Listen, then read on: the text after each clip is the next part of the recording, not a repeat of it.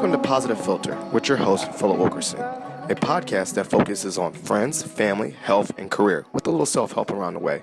Please join me in this journey for self-improvement, and I hope that what I have to share will make you a better person, thus making the world a better place.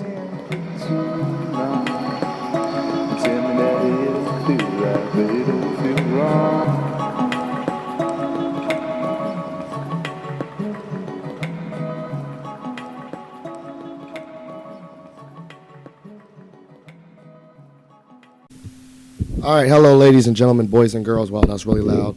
It's Philip Wilkerson back with another episode of Positive Filter. I'm joined by a very special guest. Everyone's a special guest, but it's especially a special guest.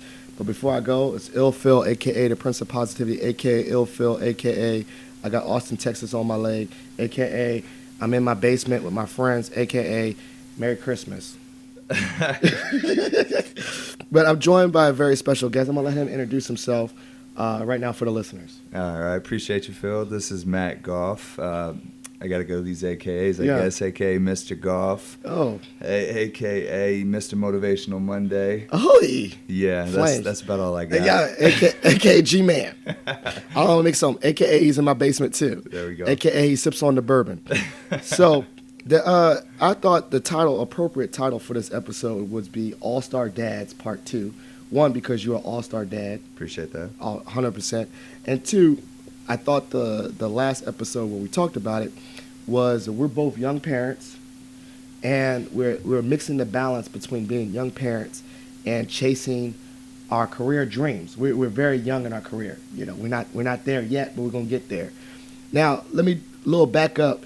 Me and Matt both went to JMU, but we just by life happenstance didn't really know each other there. I think that's a blessing because I think if we did, I would have flunked out. Yeah. He was, and Mr. G-Man, Mr. Goff as he called himself, was a football player on the team. So obviously that's even more trouble. A Robinson legend, which they think everyone from Robinson thinks they're good in every sport. But me and Matt connected postgraduate through two good friends of ours, Bijan and Cheyenne. I actually kind of remember, I think it's either two tailgates. It had to be either one. Either the JMU versus West Virginia one or the Redskins-Cowboys one. It was Redskins-Cowboys for sure.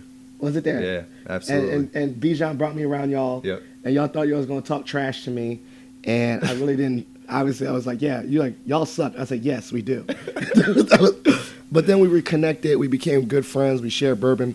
But one of the things I think we really started to really connect on is you're doing big things in higher ed in a different way, and I'm in higher ed, and we just kind of seen each other grow professionally. Absolutely. I think since our friendship established, and we both became parents around the same time, and so we're both kind of in that mixture, right? Young parents, but also in that. But give the listeners a little bit of background about yourself. Yeah, absolutely. I mean, you did a good job explaining kind of where we met and how we've taken our paths in the same direction with higher ed. But, JMU, played football, always thought that I was going to find a career in higher ed. I was always passionate about the student-athlete experience. And so got involved really early in college athletic departments at JMU, did some stuff at American University and the Naval Academy. Now I'm down to Virginia Tech, and really enjoy the path I'm on, trying to become an athletic director one day. Speaking into existence. Yeah, absolutely. And so, I followed your podcast from the jump. Was really excited to see everything that you were doing and your positivity and how you're spreading it. And I use that as something that you and I can bounce ideas off of each other and challenge each other, motivate each other, and keep us striving for the ultimate goal. Yeah, ultimate goal. Well, that's funny, too, because you speak into existence. We had that joke about how we're normal guys. We're going to be in a business suit one day, and we're going to be at the bar, and people are just going to think we're some random dudes at the bar, but we're going to both be doing big things. And I definitely attached myself to that's where you have set goals early. I didn't really set goals. I'm finding myself now. But you kind of had that firm grasp in athletics and that mixture. When did you know, particularly for you, when, okay, I play sports by myself, but more like I'm going to gear my career goals toward the behind-the-scenes part? Because, you know, like you knew the funnel maybe you're not gonna make it to the next level? When did you say, yo, this is where I'm gonna make the next level as a behind the scenes guy? Yeah, I swallowed that pill early. Everybody wants to be a professional athlete, and I was no different. But I wasn't going to let what I was doing at the time be any different. So I took advantage of extra opportunities. I got my undergrad in 3 years, got my master's in a year and a half, and just wanted to take it to the next level. Excuse me. That's all good. And it's funny because I did an episode with Brad. Now Brad actually made it to the NFL, but he also no shade. Look, but he said during his times over the summers, he had a backup plan. Like he was actually like, I think he did an internship with Lockheed Martin while he was at South Carolina. So he had that two-edged for like, I love to pursue athletics, but let me set myself ready for a career path. And I thought that was so amazing that he did that, and you did a similar thing. So what were some things that you were doing as a student that say, yo, this is getting involved with that sports, behind the sports industry stuff? Yeah, the athletic mentality never left, and it should never leave, right? You're always looking for ways to separate yourself from others. And so early on, I sat down with my advisor, and I was like, hey, I'm not going to be a 5-year guy trying to just get my undergrad. So getting that extra degree was something that I thought would help separate myself. And then during summers when I was there taking classes, it was like, all right, I'm not going to sit around playing video games. I'm going to go volunteer in the athletic department. I'm going to get a second job. I'm going to try to do things that are just, I never wanted to be someone that just sat around. I always had to be busy. And so even this summer when I came back, I went straight up to American and I interned there. And at the time, it was just me trying to get better experience. But hindsight's always 20/20. 2.5, 3 years later, they called me and offered me my first job in college athletics. And so that's awesome. It's those little things that you do along the way, lay the groundwork for opportunities in the future. So what was some of the things that you did as a, like, that's a two-part question. What were some of the things you did to, while you were interning? And then how'd you do it? Did you just like pop up at their door with the resume, or you kind of, said, hey, I'd love to volunteer, and you asked the right person and they say, we'll just find something for you to do, and they figured you out? Like, how did that work out? Yeah, you and I have talked about this before, right? You can't be afraid to just step outside your comfort zone and reach out to people. And so leveraging the relationships I've had and the ones that I was hoping to have, kind of two parts there, just reaching out to people who I knew were in my corner. Hey, what do I need to be doing right now that I'm not already to help me get to the next place? And then kind of strategically thinking, how can I reach out to somebody? And if that's just blind, hey, I'm looking for an opportunity, or hey, this person, can you get me in front of them just so that I can ask this question? And so did you do, and we talk about this informational interviews and all that stuff. Did you just say, hey, let me go out to coffee and ask you questions? Did you do this stuff? Most of it was in the office, right? I'd show up with, and I always tell kids this, like, show up with a pen and paper and a bunch of questions you want answers to. And so I would show up to their office and sit down and, hey, introduce them. This is who I am. This is what I want to do. And I did my research. Tell me a little bit more about what you did here, or hey, I saw that you were at such and such. Tell me a little bit about that experience. Hey, you just come prepared with facts. Yeah, absolutely. Oh, did you wear a suit? Always. Always. You showed up with a suit? Always. Oh, man. Yeah, to this day, I still show up with a tie. Was it JCPenney's? Oh, no. No, it's probably 6 sizes too big, looking like an idiot. But that's pretty. So you was ready, prepared. You had the questions. Like, this is things we talk about networking 101. So you didn't just come there and say, "Oh, tell me what you do." You knew about them. Absolutely. So this is, and we're gonna date ourselves a little bit. This is not saying LinkedIn was always around. So how did you get some research done? I guess pre-LinkedIn, because I feel like LinkedIn makes it very easy to kind of fact check on people, like look them up on LinkedIn. The good thing about higher ed, and this, is that most everybody that works in higher ed's got a bio, and so I was using web pages left and right, just. And it takes no time. You just pull up the link, read a little bit about them, and typically you're able to connect a few dots. Yeah, it's funny too. I was telling students, man, like when people love to talk about themselves. So if you come to like this informational interview and you say, "Oh, in 2006, I saw that you did this," they be like, "Oh," they get so gassed. Oh yeah.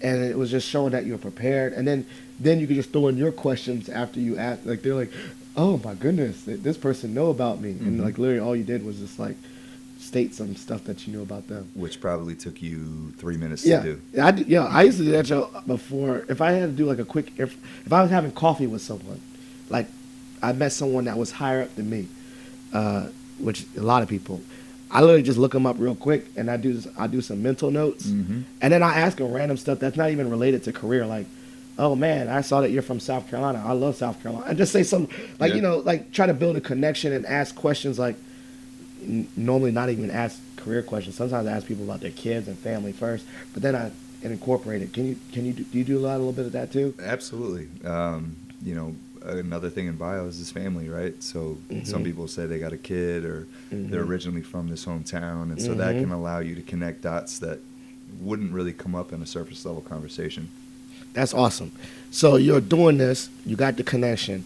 When did you realize, like, I'm 34 years old and I realized this is what I want to do? Like, late. I'm a late bloomer, as they call it. When did you realize, yo, this is it? I'm a be, and like you said, you spoke it into existence. I want to be an athletic director. I want to be organizing sports at the collegiate level. Maybe not just AD, but when did you know that this was my niche? Sports in college. That's my niche. When did you realize that? Yeah, I'll make a long story pretty short. No, you can make it long. You got a whole time. You can make it long. So there's an organization in college athletics called the Student Athlete Advisory Committee, Okay. and I ended up stumbling into that organization as a student athlete. Okay. You know, it was a good group of people that I saw going to the meetings, and it was initially supposed to be a coach selected position. The coach would pick 2 kids from each team. They'd all meet every month, and then they'd report out to their teams. And you know, I asked our guy, and I was like, "Hey, man, like, what's this thing that you're going to?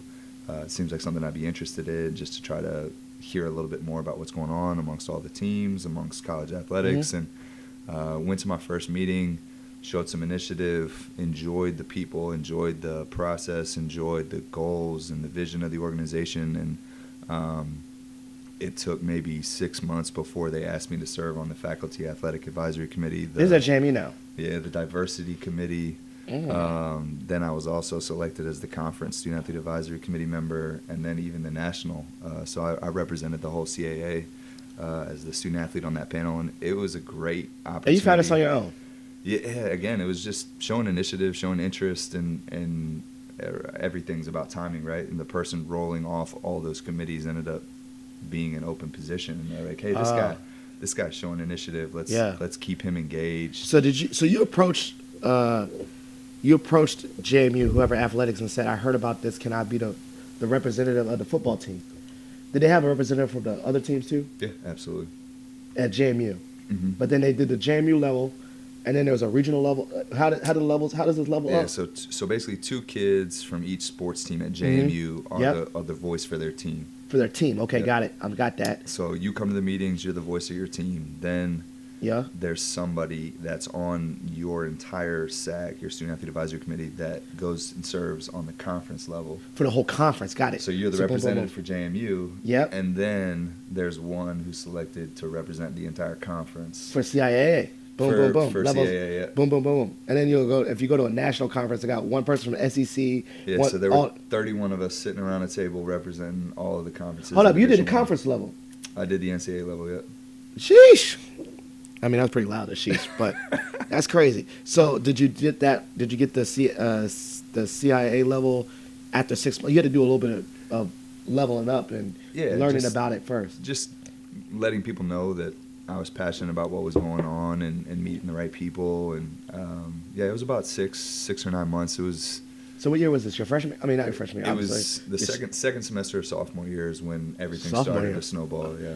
So how was the commitment of doing all this extracurricular and actually playing sports and actually staying in class? Yeah, those were tough conversations that at the time I never thought would help me in my career. But going to your head coach and saying, "Hey, I'm going to miss a couple practices because I'm traveling with this organization," Okay.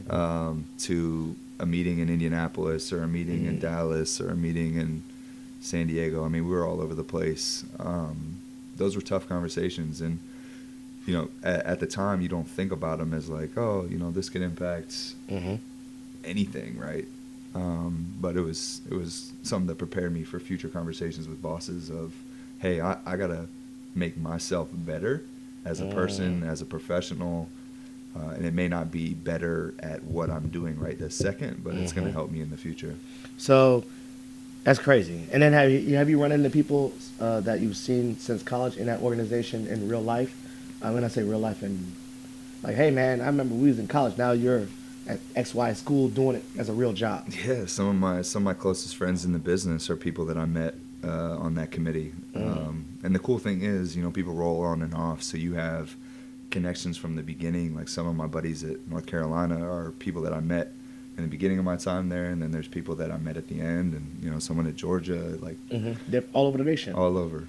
Crazy. So let's jump forward. You're doing it. You're a young person, and we're doing the all-star dad thing. You got 2 beautiful children. I don't know where I was going to go with this question. Oh, I know where I'm going. So now we're doing it. Yep. You got some goals. Like, I want to do this.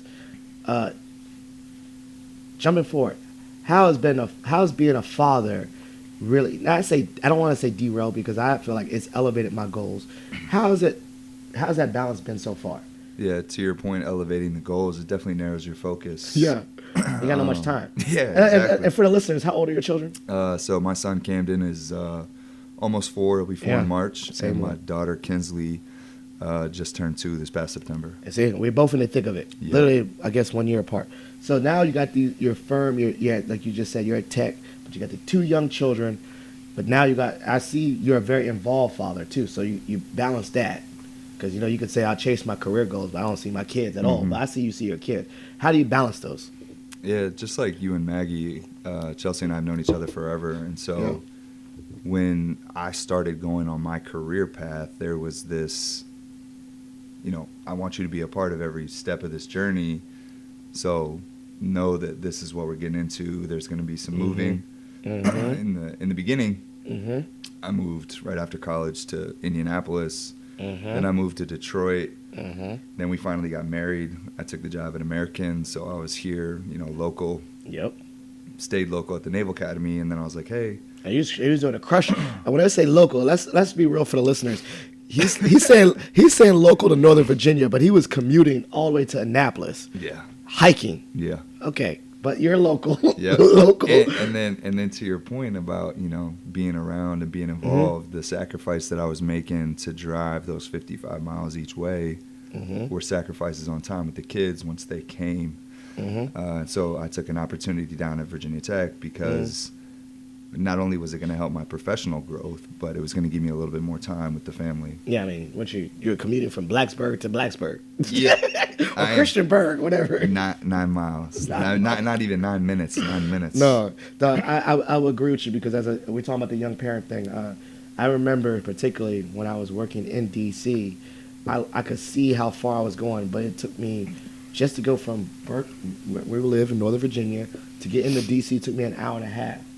And I wasn't very involved, wasn't very involved. I didn't have no kids. Yeah. I remember specifically Maggie told me, I'm pregnant, look for a job outside the Beltway. Yeah. Like that. Yeah. And she kept it real. And then when we had Bennett, that was my last day at GW. And I've been super involved because every commute that I've had was either Northern Virginia Community College or Mason, where that time, you're talking about time is so precious. Like now, if she needs me to get home, boom, I'm ripping running. Yep. And I don't know, I think for young parents, one of the crucial things for young parents is time. Time is probably the main thing. Like, you're going to be broke, you ain't got a lot of money, but you got a lot of time. That's the only thing that you can really invest with young children. Exactly. You believe that? Yeah. 100%. So the commute part was probably my biggest. When we talk about work values, and I ask people, what's my number one right now is like, I'll take a job that sucks, to be honest with you, if I could get home in 10 minutes. I will say, though, quick shout out, man. The hour and a half in the car each way was when I started to really crush all those ill-filled podcasts. Oh, you had other podcasts, too. I know. Well, and I'll give you another shout out. We're doing a super shout out. They're gonna be like, dude, these dudes is really shouting each other out. But you was one of the people that like actually listened to my show. Early on, man. I had 5 people. When you started, man, you gotta have the people that believe in you. Yeah, I had like 5 people. I remember those 5 downloads. One of those 5 was Matt. It was perfect, man. It's what I needed They said, they got the. They tell me where people listen to podcast with states. Yeah. I know where Maryland was coming from. There you go. There you go. Maryland was Annapolis. There you go. Or maybe on the way home. So you did the short commute, but how in depth when you're talking about? I know your job involves a little bit more traveling than mine. Mm-hmm. How do you do that? Like, I'm gonna. My wife sometimes is like, yo, I'm tired. You on? Yep. And give me the kids. I'm like, I'm tired, but I can't say nothing. With that, when you go out of town and come back, and your wife says you on, is that kind of how it works? Like you on? Yeah, and even when I'm in town, you want to put those eggs in the basket for when you leave, right? Mm-hmm. So you gotta constantly make some sacrifices, mm-hmm. and because there are going to be times when I'm gone for a few nights, and the running joke in our house. You might want to cut this out of the podcast, but she has never left me alone overnight with the kids. Still, almost Shoot. 4 years. Man. So hopefully she hears this and takes it as a challenge, so that she goes out of town with the girls or something. Hey, I'm keeping it in the podcast because I got mad times. That was a badge of honor. Now I ain't gonna lie. Let me also go back and say the first time I was scared out my mind, and I had I was having people on call, and this was with Bennett, just yo, my first night by myself. I had one of my aunts stay with me. I was like, for what? And now it's a game changer being by yourself. I've done it many times, Tammy's. I it's funny because I think a lot of dads, they're like, this happens to me. I don't know if this happens to you. Like Maggie's like, oh, there's such a stereotype for dads, right? Like. Nolan, he's really in the podcast. Our dog's right here. We'll kill him. So, if I'm out in the grocery store and I'm fumbling with groceries or couldn't get the door open, you know how people stop everything they're doing and help me?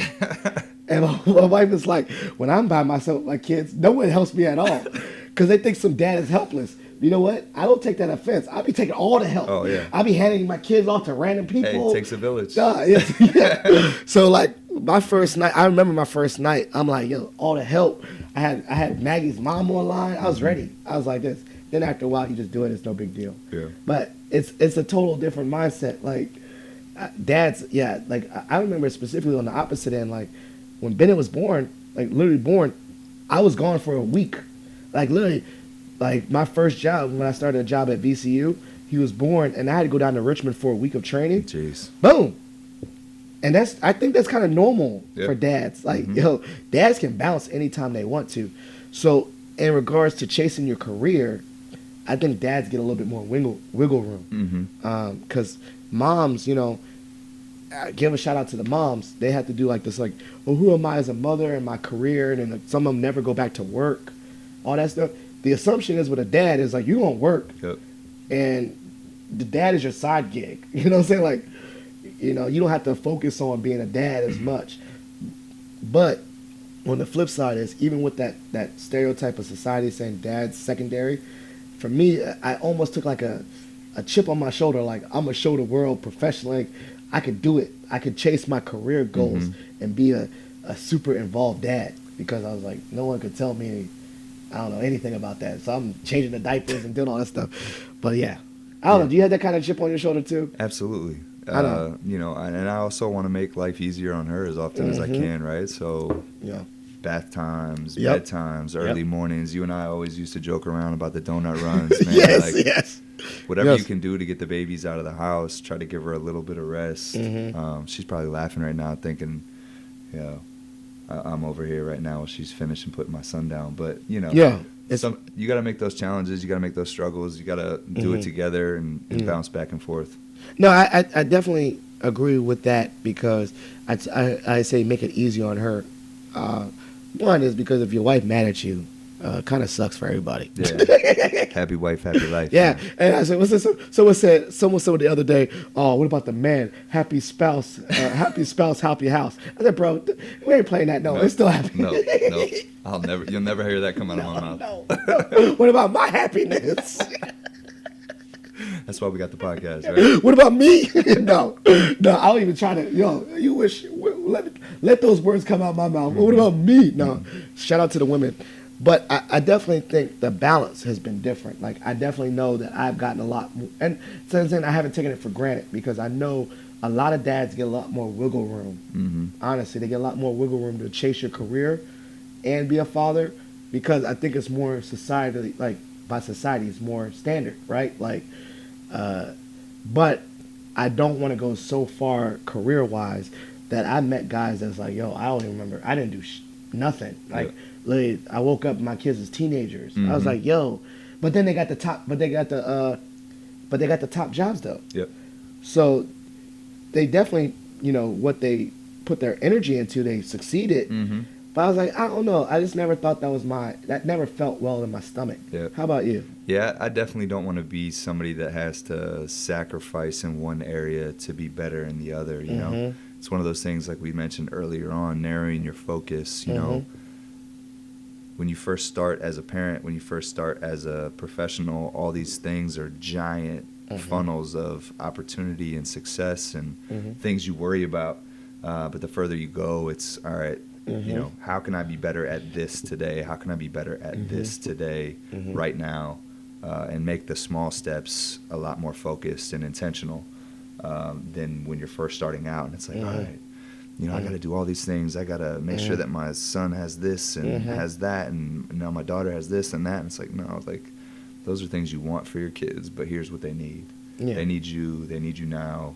That was a big focus of the job switch. It was like, all right, I was seeing my kids for like 30 minutes a day. And everyone's like, oh, you know, the people that have been successful in their profession, they're like, you know, the kids aren't going to remember that, you know, when they're, you know, first 5 years of life, you weren't around much. And it's like, well, I don't want to be that dad that's not around much for the first 5 years of their life. But that doesn't mean that I'm going to sacrifice in my career. I'm still achieving, I'm still dreaming, I'm still believing. And, you know. I feel like I love that, like the sacrifice part. I feel like I consciously made a decision that I am going to chase my career goals, that maybe I'm slowing it down, if that makes sense. Like, if I didn't care about being super involved as a dad, maybe I can hit my goals way faster, honestly. You know, like, if I probably could achieve a lot more, but I'm fine with my pace.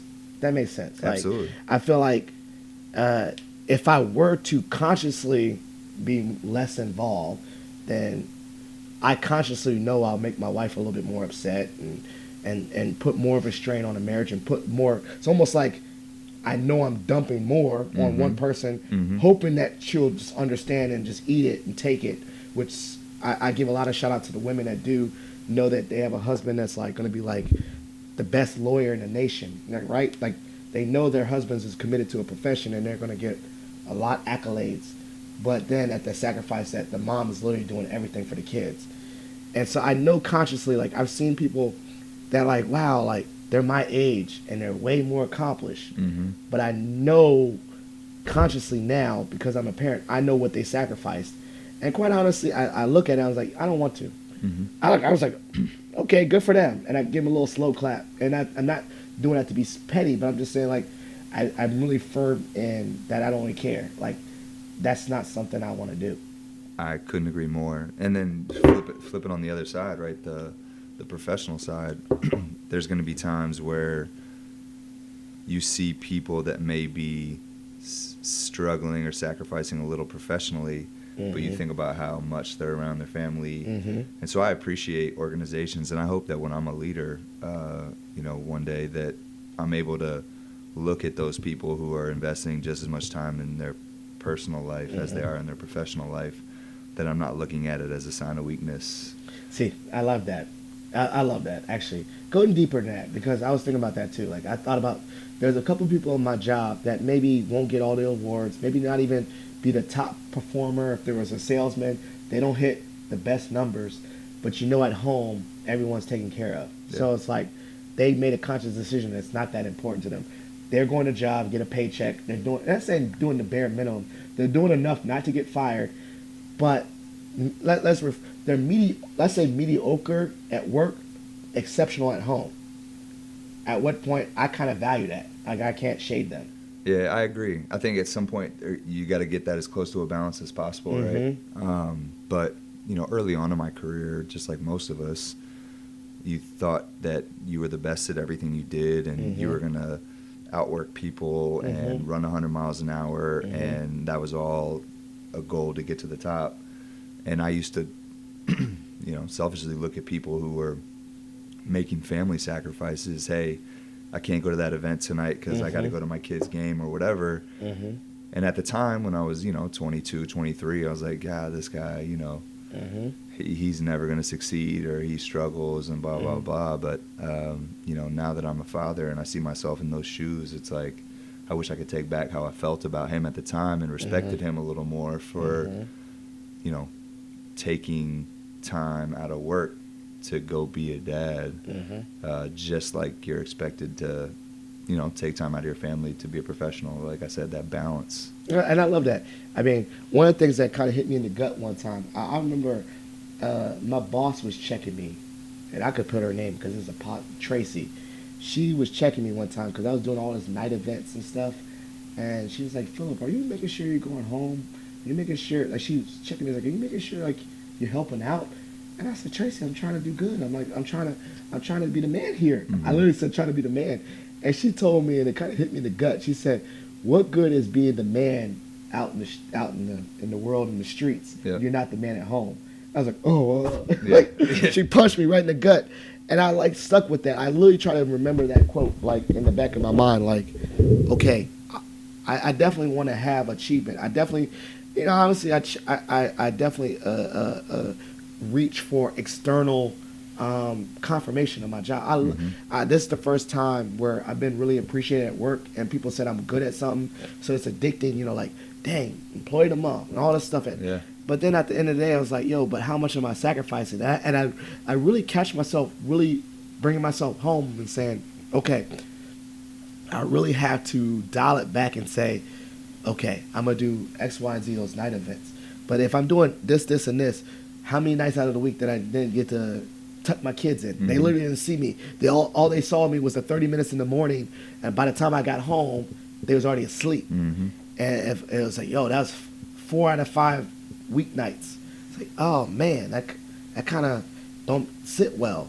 Or, I guess as I get older, like, what if my kid was like, yo, Dad, I really want you to come to my, soccer game. And I missed all of them. Like, damn, like, I don't know. That don't sit well. Like, because at the end of the day, like, I don't really remember, if I close my eyes, I don't remember my dad. Like, I can tell you my dad was an Army colonel, but I don't remember none of that. I don't remember none of his accolades. Yep. I literally, some people could say, yo, your dad did this and this and this career-wise.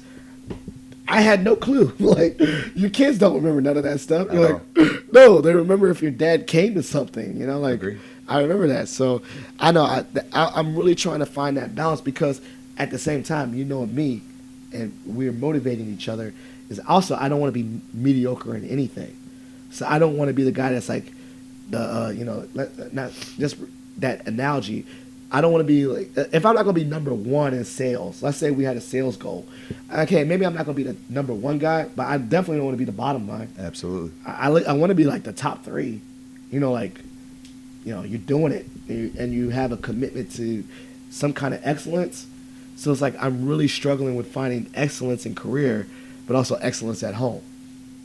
That is the ultimate challenge. Yes. And you and I are by no means experts in the field. No, not at all. We are gonna be though when we're 50. Yeah, that's the goal, right? Yeah, so, still going down Fat Tuesdays. I was just saying this the other day, like I want to be the guy, and this is why you and I are, friends and challenge each other. It's, you never want to stop learning, right? So you want to learn from people who have been successful as parents and professionals and still achieved what looks on the surface as a high level professional job, professional life, but then also, you see them around their kids and their family, and they love them just as much as they love their job. And so it's a constant battle. It's a constant conversation you have at home.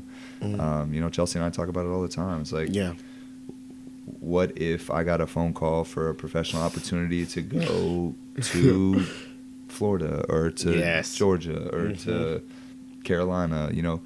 where are you comfortable as my, the rock of the household, the person that means everything to me? Where are you comfortable going? And where am I comfortable going? Where do those mesh? Now that we have children, now you got to figure out what school system makes the most sense for them to be in. Yes. Because, Yes, again, we yes. talked about this. You want to set your kids up for success just as much as you want to set yourself up. So, Yeah.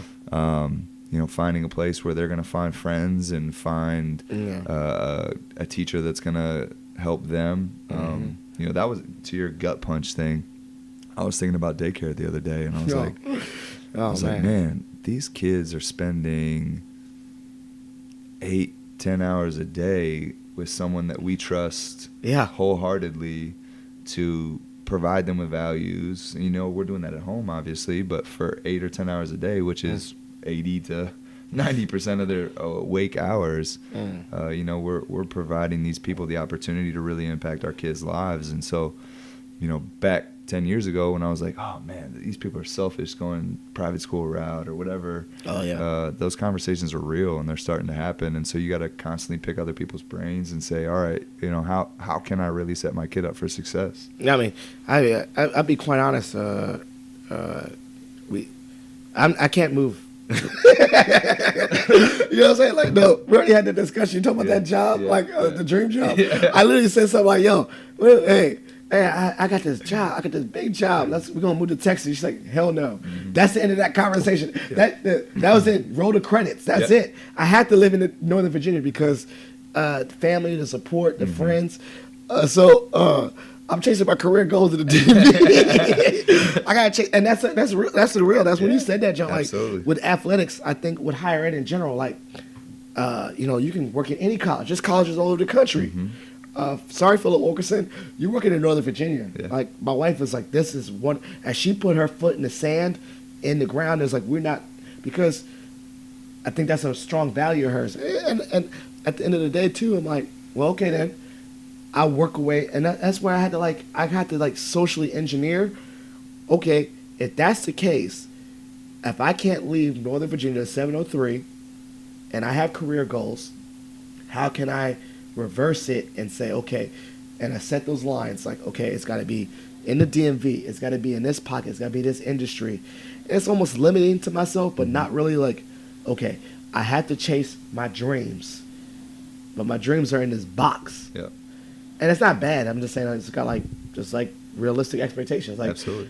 If NASA call, I ain't going to NASA. Like, even I have my own boxes. Like, I'm not good at science, so so none of my dreams involve rockets. You know what I'm saying? Like, so I got these different lanes where I'm like, I think about it, I daydream, and I have dreams for myself and career dreams, but they have to fit with some of the like house hunters for careers. Like, has to be this way, has to be the schools have to be this way. The schools are so very good. It has to have these opportunities for my children. And I find myself saying, okay, how can I chase and fulfill my career dreams, but I'm not even thinking about myself no more. I have to think about like the whole family.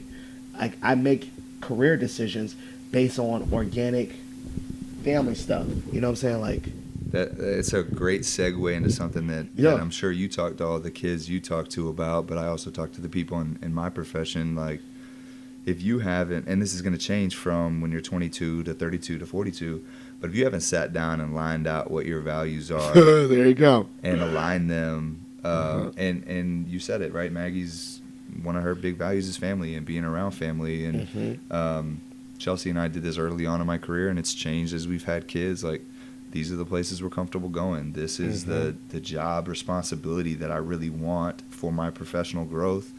This is, cost of living. This is the school system. This is, God. If you haven't sat down and I tell all these kids, like, I don't know if you have a pen and paper anymore, young kids, but I do this all the time.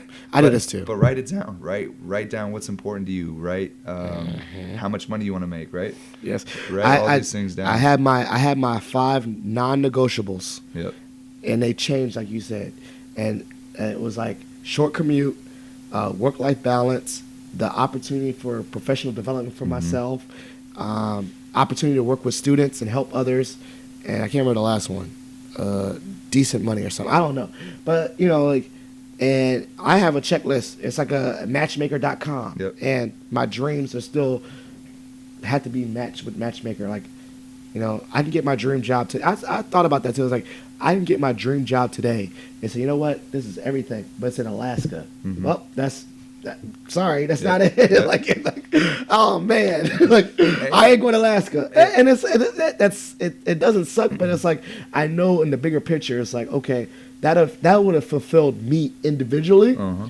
but at what cost? Yeah. And and I call them like casualties. Like I would have gotten everything I wanted for myself, but at what expense of other people's lives around me? And I'm like, you know what? That's not worth it to me. And I might have put you in check if you said that your professional goals were going to take you to Alaska and you thought that was going to fulfill you. Hey, shoot, Anchorage is popping, man. Like, Anchorage is Nothing popping. against Alaska, man. We, No, love, I'm we love popping. people from Alaska. No, I went all night. What was it? The insomnia? Who doesn't want 20 hours of daylight. Who doesn't want that? but you know, it's like and I think that you had that conversation, right? Yeah. That was hard. It's very hard. And again, the word sacrifice is going to come up, and I don't ever want it to sound like a bad word, but you have to figure out what things are more important to you and to you than to you and your wife, and then to you, your wife, and your kids, and that thing grows. Yeah. And for people that are fortunate enough to have multiple job opportunities presented to them, I just had this conversation a couple months ago with someone who was like, oh, I got to choose between school A, school B, and school C. And I was like, well, look at you. You got 3 opportunities, but what I want you to do is rank them. I do that. Right? So does man. school A get an 8, and school B gets a 7, and school C gets a 10, right? And then you go all the way down your values list. Which one ranks the highest, right? This one scored an 89, this one scored an 86, and this one scored an 82. The writing's on the paper, man. And also with the values, I think if you have values set, then you look at all those different options rather than like which one had the biggest name. Yeah. Okay, that's cool, but like okay, where's options located? Like this one has the biggest name, but as a black person, it's in Padunkadunk, Mississippi. I ain't going there. Idaho. I ain't going there. I don't care if it's number 1. If it's ranked number 1, I ain't going there. I don't care. Yeah. There's other values. Like, will I have friends there? Well, what's the alumni like? Yeah. How much does it cost? And if you got that out, you can make a more. You're not gonna make no perfect decision, but you make a more informed decision. A $50,000 salary looks a lot different in Raleigh, North Carolina, than it does in Washington D.C. Yeah, and Boise, Idaho. Shut up. So I love this. This is really driving my things. What, as your values have changed, I love that with the family one, with the kids. What is one that surprised you that came more to the top? I think you kind of touched upon it. Yeah. Surprised you. What's one that's like? It was definitely time with family. Sitting in the car for as long as I did so I did the job for 4 years and I loved it, loved that place, loved the people. And that's, again, what we talked about, right? Before kids, the value of time, no disrespect to Chelsea, right? We spent our time after I got home, but when I started getting home and realizing that it was bedtime and leaving before they were really awake, it was like, all right, well, how long am I actually spending with my children? And so the value of time started to really creep up the list after marriage, after first kid. All of a sudden you've got 2 kids and you're seeing, you see yourself walking in the door and your wife, who's a rock star, is making dinner. So picking up from daycare, making dinner, bathing them, getting them ready for bed, putting them to bed. And you're like, I've been sitting in the car for the last hour and a half just listening to podcasts. And, Yeah, I got that. So I got to, time just gradually crept up the list. And it was like, all right, how can I really make the most of my time? And I do that on a daily basis now. It's like I could be doing X, like watching a Christmas movie right now, but I wanted to come over and kick it with you because this is something I value. Oh man, you could have watched Die Hard. Yeah. That's a Christmas movie. Home Alone. And I thought about that too. I thought about like I can't remember my values. It's like such a blur. Like I don't remember what was super important to me pre-kids. let me rephrase. I don't remember what was super important to me career wise, because I don't know. You had a little bit more firm of a identity career wise. I was just like happy to have a job, and then I've gotten more motivated career wise once I had kids. I was like, yo, I got to be the man. I got to do something to set up my life, my kids' lives.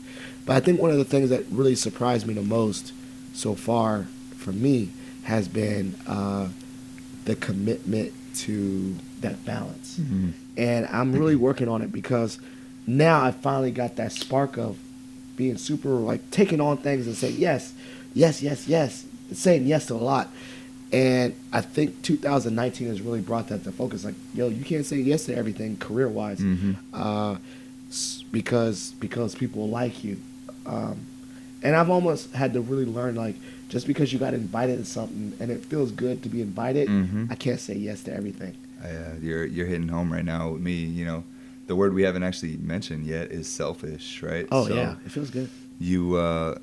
You find yourself constantly looking at things through a different lens once you've had children, and I'm nowhere close to where I want to be as an unselfish person, but and that was hard, right? You feel like you want to be involved in everything and invited to everything, and those are selfish decisions that you make, and you got to look at those and say, you know, maybe that decision isn't what I need for my family right now, and you know, kids force you to be unselfish because you got someone else to think about every day.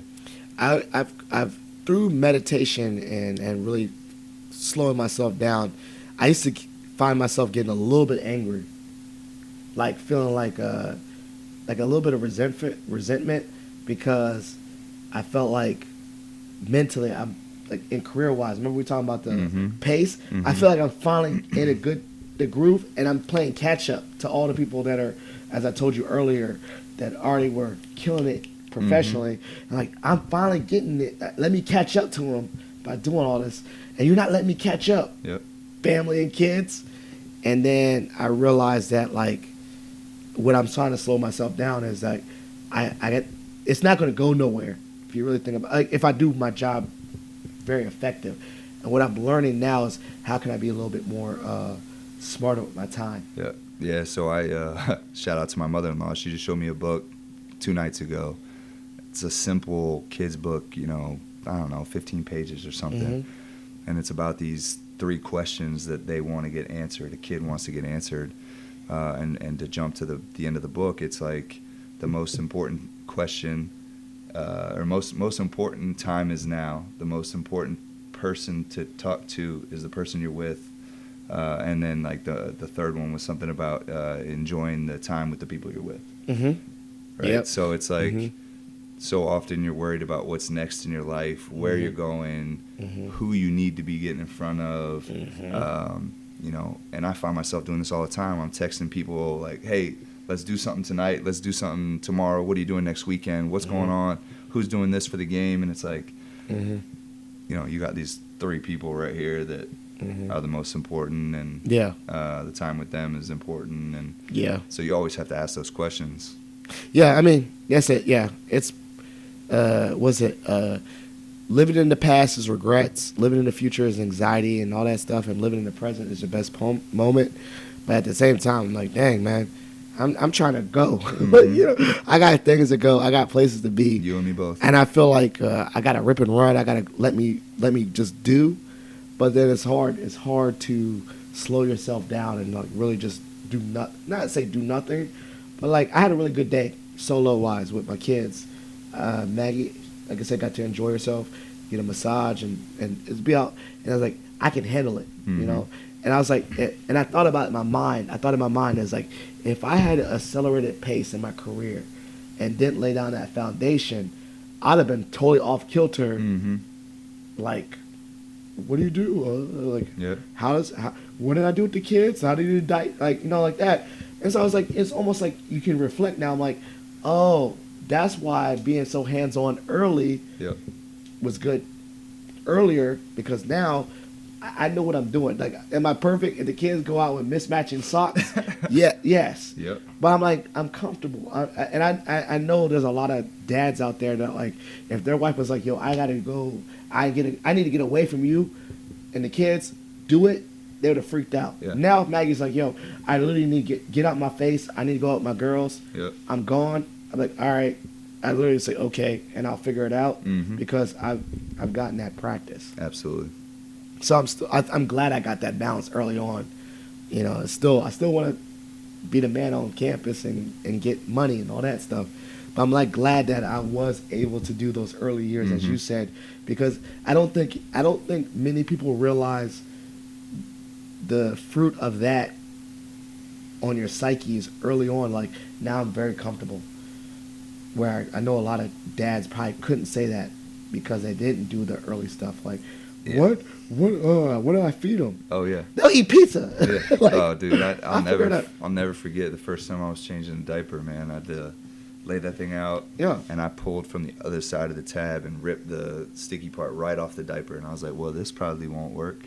Yeah, and I was like, I got a lot to learn. Yeah, you figure it out. Yep. But you figure it out because you're around and time. And what was that? What do you figure out? You figure it out because you figure it out with time. Exactly. Like I remember my first diaper, I got peed on. But I'm saying like over time is now I'm like I'll be doing that jump.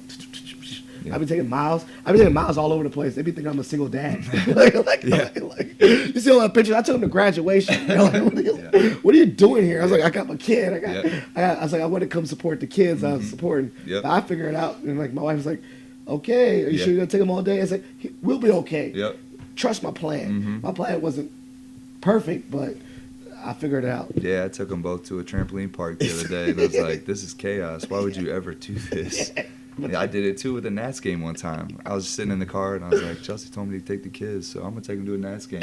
You tried it? Yeah. I just drove up, bought the ticket in my car, parked, and walked in with a double stroller, went straight out to left field, and I was like, all right, we're just going to watch a Nats game. Yo, there's been a time where I had tried to be bold, and like said I would do this, and then I instantly regretted it. Well, it was not the best decision. Hey, but you figure it out, right? Yo, one time I took her to a party, like a birthday party for someone else, and I was like, I got it. And I told Maggie, I texted her, I was like, this is a bad idea. Worst decision ever. I'm leaving. I left the party early. All right, so this is great. We actually got some good part. So this is the part of the podcast we call Shot for Shot. First of all, you already know. So you get to ask me a random question. I ask you a random question. You want to go first? I go first. You got it. All right. Oh, man. Okay. So, supposedly, you played at the best high school in Northern Virginia. So, why? What? Explain this to me. One is how come all y'all Robinson Rams, marry each other? That's one. And two, what was so special about going to Robinson? Yeah. So special about that school? All right, so first of all, we only lost one regular season game in the 4 years I was there, so shout out to all the Rams out there. But so why do we all marry each other? I think this community, Fairfax County in general, kids come up with a lot of the values that you hope to find in someone that you're matched with life. And, I was really fortunate. Chelsea and I met in 7th grade or whatever. And then, first started really becoming friends as like sophomores. And then, senior year we went to prom together, both went to JMU together. And it was like, my goodness. Yeah. So, and then, you're like the 5th Robinson couple I met. No, actually about, I probably can name like more than 5. So I can one-up you there. Both of my sister-in-laws married kids from Robinson. So the 6 of us are all Robinson grads. Okay, so that's the married part. What was so special about going to that school? And let me phrase, for the listeners that don't know, both Matt and I, both are alumni, I guess, of Fairfax County Schools. I went to Mount Vernon. But they call Robinson a super school because it's a middle school and high school together. And when I say super school, their graduating classes are like 800 change. 800, yeah, 800. Mine was 600. So they're very large schools, but it's a huge part of the community. What made that school so special? Yeah, I mean, even going back to what you just said, like both my parents were Fairfax County people as well. My dad went to Robinson, my mom went to Fairfax. Jesus. Yeah, so I mean, what made it special was just the people, right? Like the relationships you built. Some of my best friends are still people I met in high school, and it's one of the, and I know why, I talk to a lot of people that are high school age teachers or high school coaches, and they talk about how much of an impact you can make on someone's life during those, for our case, 6 years, but 4 years. And some of the best times I had were opportunities to party, to do all these things, and to build these relationships. And to be challenged, right? Like, the success in football was something, I played soccer, I wrestled, ran track, but the success in football was one of those things. And I was just talking to a good friend of mine today, like, there was this expectation for success, and when you got on a practice field, it wasn't, you came from here, you were this person, you speak this language, you do whatever. Like, all that was thrown out the door. You had this expectation to put on the pads and to win a football game. And if you were weak in one area, everyone helped you get strong in that area. Or if you were strong in one area, the coaches knew how to bring that out. And they got a winning program, a winning tradition. Yeah, absolutely. So it was a lot of fun. That's crazy. You can't say that. I mean, I love going to Mount Vernon. I wouldn't change it for the world. I don't know. I really had nothing to say. All right, go ahead. What's your question for me? 5 years from now, where do you see yourself? Still in Burke. We established that one. Yeah, Maggie. No. So I'm gonna go a little bit different than my career-wise, because I'm still figuring that out. I still want to do this podcast in 5 years. I'll tell you that right now, because it's been fun, and I told someone the other day, this podcast for me has been like one big ass business card, meaning it's helped me connect with people and learn. Start a lot of relationships. Yeah, start relationships and actually learn. I've learned so much being a podcast person that every time a person is one of my guests, I learn. So in 5 years, hopefully this is still going on, the podcast. Definitely want to do more of an impact in the community here. I've been like slowly doing things. We're joining Alpha, which is just, men of character to motivate me. But I want to do more like, I want to learn how to be a better public speaker.